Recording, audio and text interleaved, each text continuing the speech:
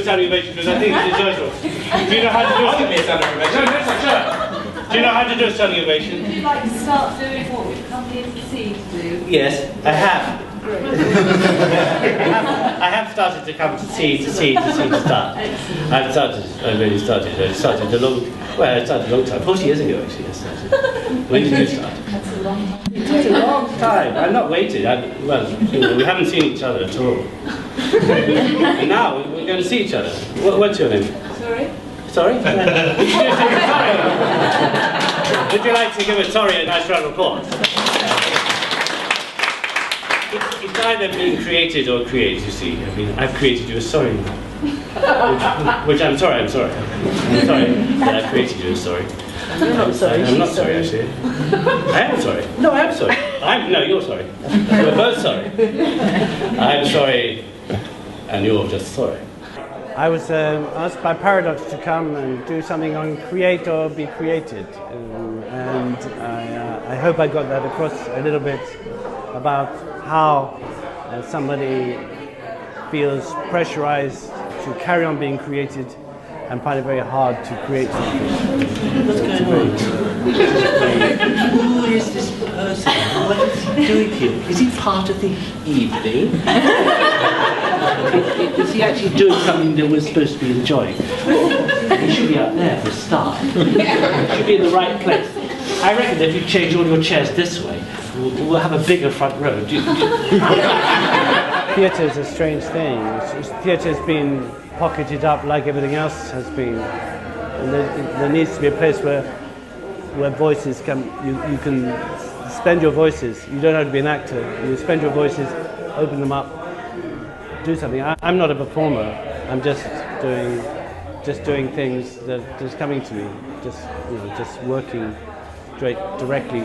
I'm not on the script or anything like that. I'm just working in this interactive way, just allowing to say things that you wouldn't say, wouldn't be seen dead saying. But when you start this theatre, that's my kind of feeling that theatre is very traditional plays, and which are all good, all that's good, but we don't do theatre. I mean, we do drinking, we may go home, we do videos, but generally speaking, we don't interact using what we've created, which is all the things that we got in our inner world. They just lie there, dormant, really. And that's important to you, to channel those energies. Yeah, you'd feel it. Those characters. Yeah, if you did allow them full reign, then you'd feel a lot better. Everyone would feel a lot better if they did it in the right place. I think it's much better to shoot somebody in theatre than go out and shoot somebody really. You can rape, murder, and kill people in theatre and get up and go off, and you learn a lot by that. But because it's the action of emotion that really you need, not build it up against somebody else. It's irrelevant. Wars and so on, do them in theatre. You sort it out in the right place. But it's people actually go off and kill each other, which doesn't make any sense at all. Nobody wins, nothing happens, and we just do it all over again. And so theatre needs to be as like a shock absorber in there. I would go to Israel and Palestine and create a huge play where they bow and go off and live happily ever after. They need to understand they're only trying to kill some part of themselves. And they're not really trying to kill the other person. It's the prejudices, all these other things. They're trying to do something with them when they each belong to them. They don't belong to the other person.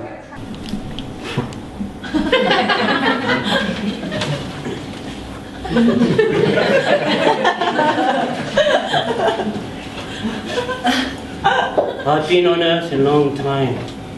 I haven't met any friends yet. Hello, anybody else? Got a light? Yeah, thanks.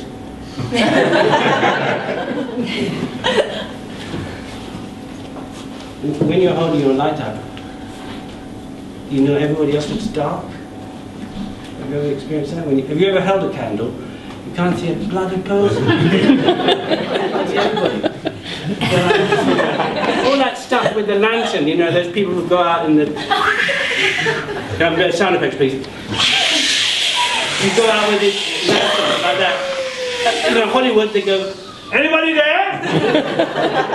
Bollocks! All he's doing is lighting his face. Everybody out there!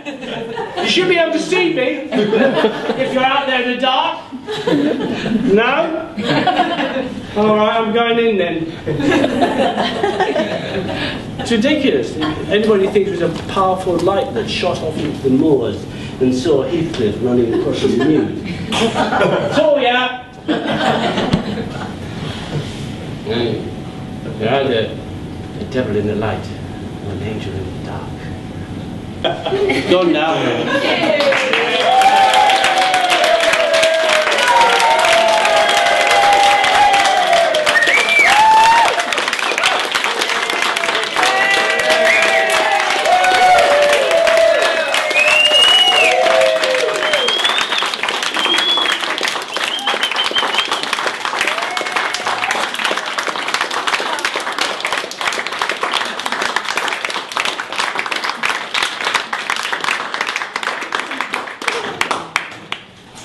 Well, Jonathan, as the lady said before, you're just not funny. We had Jonathan Kay, who is a true master of his art. He's a fool. In fact, I think he's the king of fools. He created the Nomadic Academy of Fools, which takes ordinary people like you and me and takes them through a process of becoming fully authentic beings, which basically means stopping all the editing and censoring that goes on of all of the stuff that's going on inside us, so that we're genuinely meeting the world and meeting everyone with our full selves. And he manages to do that and be as funny as, I want to say as funny as fuck, but I can't, can I? He manages to do that and be really, really, really, really hilariously funny at the same time. And we've just had such a laugh, whilst at the same time being deeply touched by the authenticity that he brings, and in the way he reminds us all of the fact that we're all beautiful, amazing people, and all of our and all that stuff. It's okay to be all that as well, and that doesn't make us not beautiful. The only thing that kind of makes us not beautiful, if anything does, is our fear of that stuff, our fear of the stuff which might make people not like us and might embarrass us and all of that kind of stuff. And if we were able to be okay with all of ourselves, we might find out that actually all of ourselves is primo.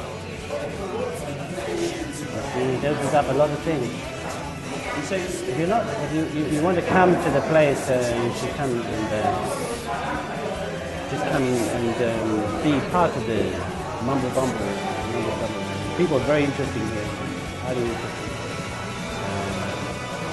So stop being so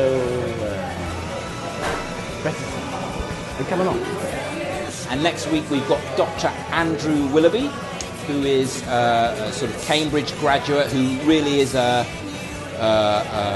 real, again, another master. We like to get masters here at the Inspiring Mind Forums. A real master of the art of well-being and happiness. So he studied it from a scientific perspective, and he's going to be coming and giving us loads of tools and tips as to how to not even increase, but to realize our sense of well-being, and to actually be able to feel it consistency and bring that feeling of well-being into the world to increase the general level of well-being.